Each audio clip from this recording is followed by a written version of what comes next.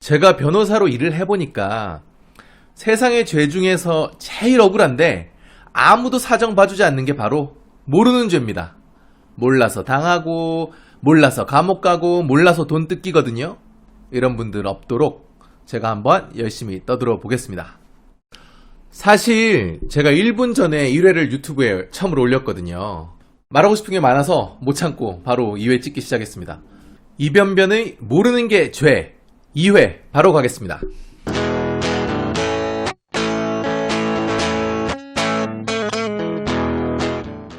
그러면 제가 1화에서 예고한 것처럼 박사방 회원들에 대해서 한번 얘기해 볼게요. 일단 그 종류가 있는데요. 일단 이 박사방에 있는 회원이라고 다 같은 회원은 아니에요. 조주빈은 박사방 회원들을 총 4단계로 나눠서 관리했습니다. 1단계는 구경꾼이에요. 2단계는 관전자, 3단계는 명령자, 4단계는 직원입니다. 일단 1단계부터 보면 구경꾼은 박사가 제시하는 미션을 충실히 수행하기만 해도 될 수 있다고 해요. 이 미션은 대표적으로 일본 미소녀로 프로필 바꾸기를 시켰다고 하는데요. 일본 미소녀. 진짜 덕후 새끼들은 답이 없어요.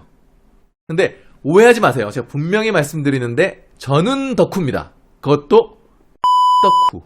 와우. 이거는 제가 다음 기회에 충분히 인증하기로 하고요. 이 1단계 미션을 수행하면 구경꾼이 되고, 이 사람들은 조주빈이 공유하는 이제 영상들을 볼 수는 없는데 사진이라든지 캡처한 사진 같은 거 있잖아요. 아니면 유료방에서 일어나는 일을 구경은 대충 할 수 있었다고 해요. 그리고 2단계 관전자부터가 이제 유료 회원입니다. 돈을 내고 입장을 한 거고, 이 사람들은 눈팅은 되는데, 그러니까 한마디로 볼 수는 있는데 무슨 일이 일어나는지 채팅은 불가능하고요. 여기서 진급해서 3단계가 되면 노예 여성들에게 직접 명령을 내리는 명령자가 된다고 합니다. 명령자가 되려면 새끼손가락과 얼굴 사진 같은 것을 인증을 해야 된다고 해요. 마지막 4단계가 직원으로 불리면서 그의 신복으로 활동한 사람들이 있습니다. 이 사람들은 방을 직접 운영하기도 하고, 성착취물 유포하기도 하고, 자금 세탁, 피해자들 미행, 심지어 미성년 피해자들을 직접 성폭행한 사람도 있다고 해요. 그럼 이번에는 단계별로 한번 처벌 수위 예상해 보겠습니다. 일단 무료 회원, 일단 구경꾼들이죠. 1단계. 이 사람들은 사실 뭐가 뭔지 모르고 참여할 수도 있거든요. 그래서 처벌은 좀 어려울 것 같아요. 무엇보다 한번 실제로 가정을 한번 해보자고요. 어쩌다가 우연히 이 방에 링크 타고 들어가서 가봤더니 예고편도 있고 스샷도 있어요. 근데 이걸 보고 더럽거나 거부감이 들 수도 있죠. 그래서 거기서 그만둔 사람도 있을 거예요.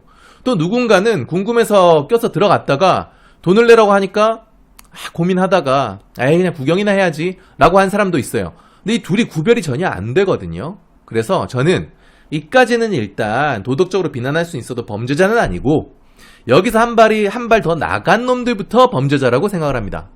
그럼 이제 2단계 관전자예요. 이제 유료 회원이에요. 여기서부터 전 처벌 대상이라고 보고요. 적용 법조가 좀 문제되기는 해요. 근데 저는 검사들이 여기서 좀 과감해져야 된다고 생각을 합니다. 현재 법령상 아동 포르노는 소지만 해도 처벌받습니다. 근데 카카오톡에도 비슷한 기능이 있는 거 아시는 분들 있을 텐데, 텔레그램도 동영상을 보면 자동으로 저장되는 기능이 있다고 합니다. 저장이 되면 그 핸드폰에 그 영상을 소지한 게 되잖아요. 저는 이걸로 다 잡아 넣을 수 있다고 봐요. 검사님들 쫄지 말고 대충 비슷하면 다 기소하십시오. 제가 보기에 법률상으로도 충분히 기소가 가능하고 처벌도 가능하고, 무리한 기소라고 검사님들 욕할 사람 아무도 없습니다. 자, 검사님들 2단계 관전자들부터는 기소하는 겁니다. 자, 여기서 한 발 더 들어가서 3단계 가보죠. 명령자들. 여기서부터는 빼박이죠. 저는 여기서부터는 무기징역까지 가능한 아동 포르노 제작죄의 공범이라고 봅니다. 자, 협박과 강요로 약점 잡혀서 시키는 대로 하는 일명 노예 여성이라고 불린 피해자들에게 수치스러운 성행위를 강요해서 영상을 찍게 하면 이게 제작이지 뭡니까? 모조리 다 조주빈 공범으로 처벌할 수 있다고 봅니다. 4단계는 말할 필요도 없죠. 수족처럼 움직였잖아요. 심지어 이놈들은 박사, 조주빈에게 적용하기 힘든 다른 죄명도 적용할 수 있어요. 직접적인 강간죄, 강제추행죄, 미성년자 위력 위기에 의한 간음죄 다 때려박아서 감옥에서 푹 썩게 할 수 있습니다. 그리고 지금 법무부도 다행히 저랑 비슷한 입장으로 보입니다. 오늘 추미애 법무부 장관이 입장을 발표했는데 형법상 범죄단체 조직죄 적용을 검토한다고 합니다. 범죄단체 조직죄는 형법 제114조고요. 보스뿐만 아니라 한마디로 조직원들도 똑같은 죄로 처벌하겠다는 겁니다. 최소한 조주빈하고 4단계 직원 직급은 당연하고 제가 보기에는 명령자 등급까지도 다 한 몸으로 봐서 조주빈하고 똑같은 죄명으로 일단 기소하는 겁니다. 일단 시작은 제가 마음에 들어요. 끝까지 법무부가 검찰이 파고드는지 같이 지켜보도록 하겠습니다. 자, 이번에는 또 핫한 이슈죠. 그렇다면 과연 회원들도 조주빈처럼 신상 공개가 되나? 일단 결론부터 말씀드리면 저는 아까 말한 4단계 중에서 1단계 구경꾼은 신상 공개해서는 안 된다는 입장이고요. 2단계 그러니까 유료 회원부터 시원하게 신상 공개해야 된다 생각합니다. 사실 변호사라면 법조인이라면 좀 보수적으로 보는 게 맞을지도 모르겠어요. 하지만 저는 이번 사건을 어떻게 처리하는지는 앞으로 우리나라에 있어서 아동 성범죄, 온라인 성범죄를 어떻게 다루냐에 있어서 중대한 기점이 될 거라고 보거든요.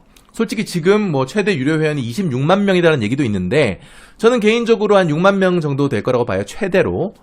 이 유료 회원들 신상 공개 다 하면 완전히 이렇게 난리가 나겠죠. 제가 보기에 여기에 분명히 뭐 유명인, 연예인, 공직자, 선생님, 법조인, 심지어 종교인까지 다 있을 겁니다. 제가 장담할게요. 그래도 이번 기회에 아동 포르노를 보거나 관여하다가 걸리면 된다는 거 진짜 인실 제대로 한번 보여줘야 됩니다. 법적으로 공개하는 게 무리다. 그럴 수 있어요. 법령은 매우 제한적으로 신상을 공개하니까요. 그럼 어떤 사람이 이렇게 말할 수 있어요. 그럼 너는 뭐 다른 범죄자들도 다 신상 공개해야 된다는 입장이냐? 저는 그렇게 생각 안 해요. 이번 사건은 근데 공개해야 된다는 겁니다. 솔직히 까고 말해서 보통 범죄자 편이에요. 말하고 보니까 좀 이상한데 범죄자라기보다는 피의자, 피고인 편이라고 하는 게 맞겠네요. 특히 제가 다음에 또 말씀드릴 기회가 있겠지만 성범죄 같은 경우에는 억울하게 고소당하는 남자들 진짜 많거든요. 그래서 저는 뭐 일반적인 성범죄, 보통의 범죄라면 저는 피고인 편에서 싸우는 사람이에요. 뭐 피해 여성분들 입장에서는 제가 죽일 놈일 수도 있어요. 하지만 어쩔 수 없어요. 그게 제 일이니까. 근데 N번방 사건은 완전 다릅니다. 제가 1회 영상에서 말했죠. 사람 새끼라고 생각 안 한다고. 사람이 아니면 인권도 없어요. 법적으로 보호받아야 될 인권 자체가 없다고요. 시원하게 신상공개 이번엔 가야 된다고 생각합니다. 전 심지어 신상공개 되잖아요. 그래서 여러분들 주위에 그런 사람들이 있고 그 새끼도 있으면 저는 공개적으로 시원하게 까고 명예훼손하고 모욕하고 그러다가 문제되면 저한테 연락주세요. 제가 그거는 무료로 변론해 드릴게요. 물론 무죄를 받지 못합니다. 그래도 선처를 받게 해드릴 자신은 있습니다. 자, 이번엔 2회 이제 제가 말씀드릴 건 다 끝났고요. 다음번 3회에는 이번에 조주빈이 처음으로 이제 포토라인에서 얘기하면서 이상한 얘기를 했어요. 손석희?